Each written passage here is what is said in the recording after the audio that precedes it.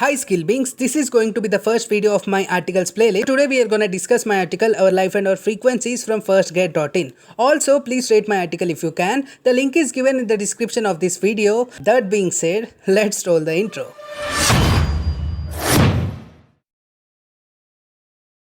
This is a very interesting thing if you ask any person who has ever traveled in his thoughts or his memories. The pathway of understanding our life and our frequencies, first mostly we need to understand the important key towards our frequency and the way we perceive any moment or situation in our life, that is emotions.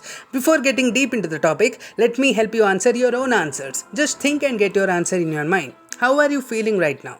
Are you feeling happy or sad?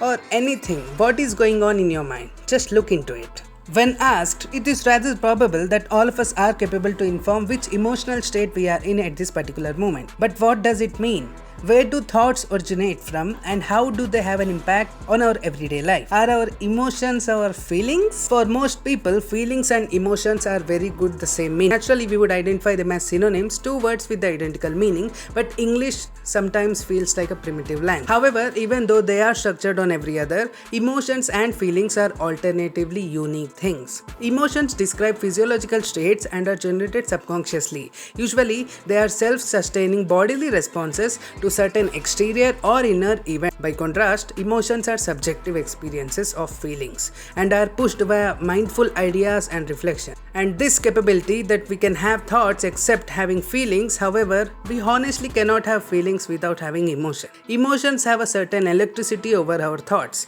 In essence, our experience of any situation is usually established in our emotions, feelings, and attitudes. As such, our feelings are laying the groundwork for the thinking that is to come, says Ron Richard in his article about dispositions, attitudes, and habits. The reality that feelings appear precognitively, that is, prior to thoughts, is virtually quite helpful. Under impending threats, there in reality is no time to think. Instead, emotions take over and trigger instant behavioral responses in breakup seconds, stopping terrible outcomes. Emotions not only serve this but also help us in choice making. It serves as a supply of motivation to select and take splendid action to a particular situation of your life. And this is the reason why we say that emotional quotient is more important than intelligence quotient.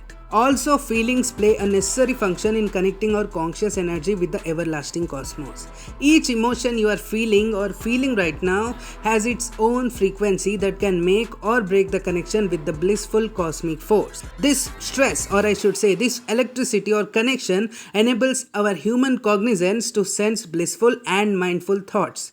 Some mindful people claim that this is the connection of God. And when we experience these emotions, our focus will lengthen up to a diploma or stage that can extend the focal point or restriction, and we will be able to accept and expand higher thoughts in our mind. But overall, emotions can change thoughts. And did you know that you can change your reality by changing your thoughts? Because thoughts are a collection of ideas, and ideas contain a frequency. And if one can understand how to switch to his frequency, he will simply be able to control his mind and life in a very productive way. We all vibrate energetically at a particular frequency. The lower the frequency, the denser your energy and the heavier your problems seem to you. The higher the frequency of your energy or vibration, the lighter you feel in your physical, emotional and mental bodies. Which means great form of ideas have higher frequency and lower form of ideas, which always revolves around materialistic expansions and pleasures, has lower frequencies. And what do we know about emotion? Emotion is nothing but energy in motion. This energy vibrates at a certain frequency, the law of vibration activates and the law of attraction takes place, and through this law of deservedness, one can attract what he or she sent out by the emotions one holds in his or her body. The list you are seeing on the screen shows various types of emotion and its impact on the human cognizance. Great form of ideas, the frequency rises up and turns into less stuff to be part of the larger cosmos. Whereas bad type of ideas or lower pleasuristic materialistic form of ideas, the frequency falls down and turns into greater challenging to join to the larger energy of cosmos. This list shows you many things which are connected to our life: shame, guilt, apathy, grief, fear, desire, anger, neutrality, acceptance, love, joy, peace and enlightenment. But the thing is, Enlightenment is the last highest energy. And our medical field has also proven that this is true. 528 Hz is the DNA repair frequency. Every human cell has and is responsive to frequency and vibration. The restoration frequency of 5 to 8 Hz has been researched and explored by using genetic biochemists that are presently using it in their labs to repair DNA that has been damaged. 963 Hz is the frequency at which any human being awakens his or her intuition due to pineal gland activation. So simply, emotions and thoughts can alter each other. But from where do these thoughts originate from? And here comes the thing which touches the fantasy and Greek mythology, the conceptia of an ether.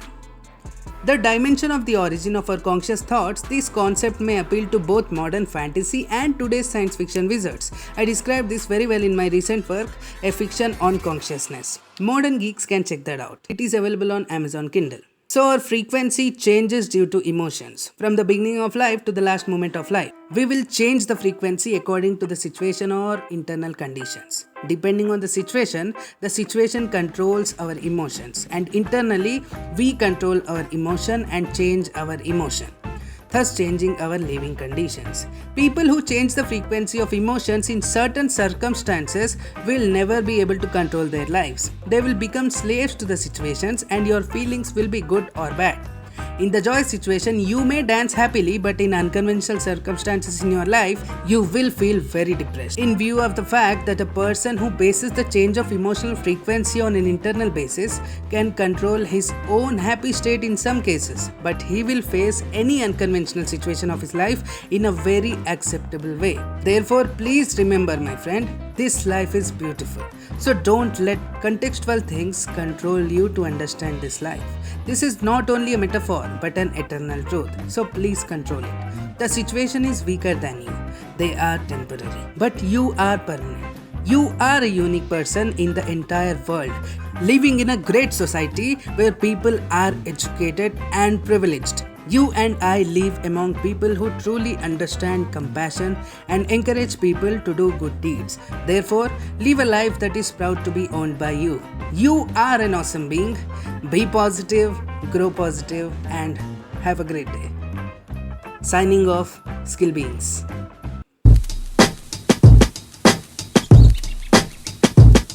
I'm calling, maybe I'm selfish. I want you to myself, I can't help it.